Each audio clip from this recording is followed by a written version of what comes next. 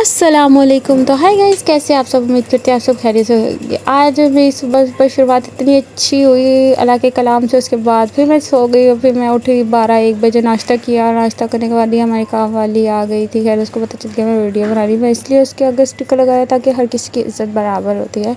तो ये बच्चा, मैं इसकी वीडियो बना रही तो ये मेरे से ऐसे शर्मा रहा था जैसे मैं इसकी मंगेतर हूँ। क्या बढ़िया था गुरु।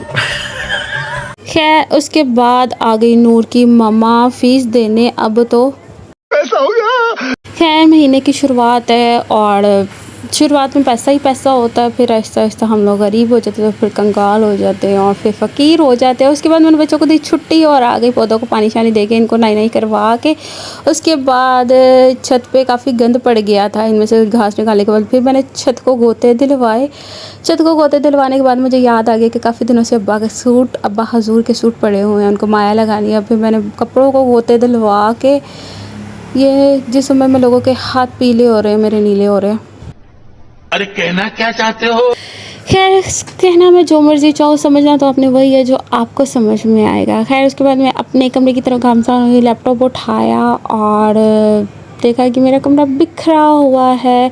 क्या मैंने अपने कमरे को बिखरे हुए को ऐसे इग्नोर किया जैसे मैं अपने रिश्तेदारों को करती हूँ।